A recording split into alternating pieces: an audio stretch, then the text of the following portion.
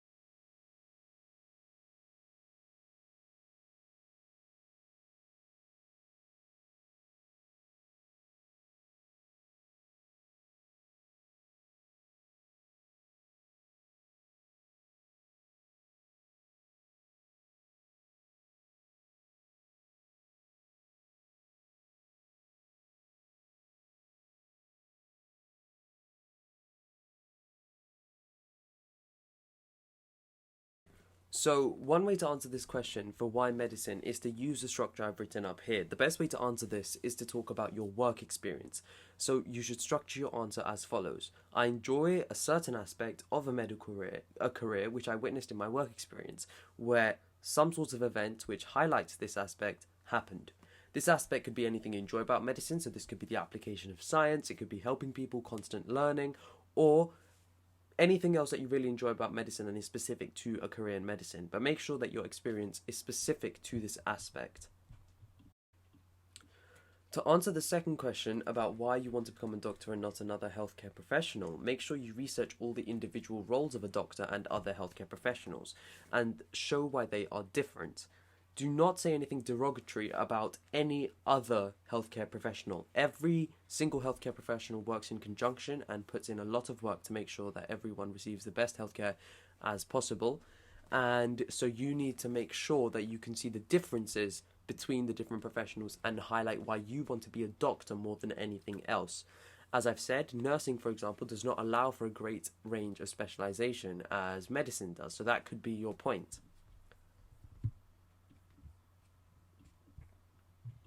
The second interview question we're going to be asking is why are you taking this specific university and not another? Why are you applying to this one in specific?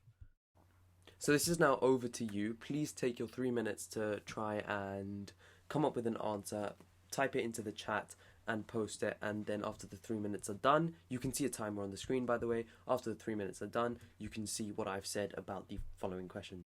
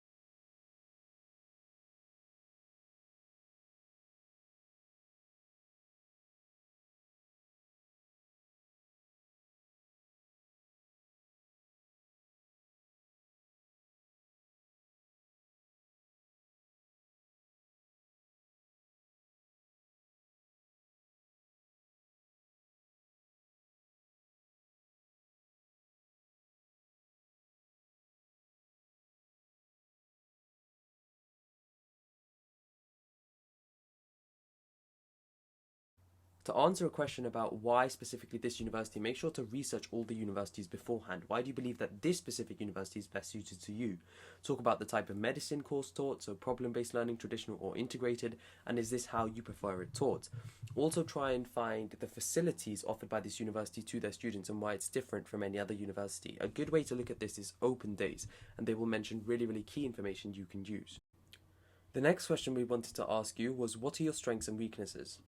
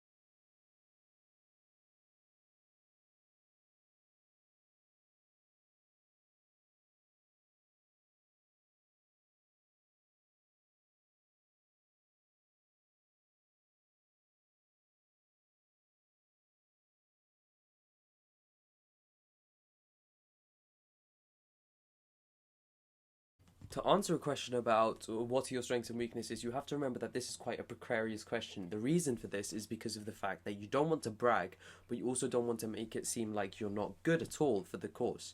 And so there's a very fine line that you have to draw.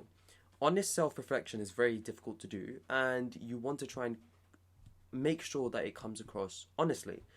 Do not try to contort your weaknesses and make them seem like strengths. Just be honest and try and find limitations within yourself honestly. Just be honest about it and say how you are overcoming this and why you do need to overcome this because of the fact that this skill is needed in a medical professional. A broad type of question that they could ask you is about ethics, so an ethical conundrum. And when faced with this ethics question, follow this simple formula. Which of the four pillars of medical ethics does it relate to? So autonomy, beneficence, non-maleficence, or justice. Does the ethical situation require a doctor to not follow correct ethical practice? For this, you must read good medical practice to be aware of what a doctor can and should do. And what branch of ethics may this relate to? For more information on the different type of branches of ethics and their applications to medicine, please look at our other sessions on deontology, virtue ethics, consequentialism, and so many more. And try and find out what the NHS policy for certain issues are and keep current with the news. Here's some general knowledge tips you should know and about previous knowledge before the interview. Make sure you understand your school science well, as they could ask lots of questions about this. Remember to say your thought process out loud. They don't want you to just sit there and think, but think out loud and, correct yourself if you need to, but make sure they know what you're thinking. Keep up with medical news because they might ask you about this and it might be an interesting point to raise in an interview. Do not mention anything you don't know in depth about because obviously anyone doing the interviews are expert in science and medicine, so please make sure that anything you talk about you know well.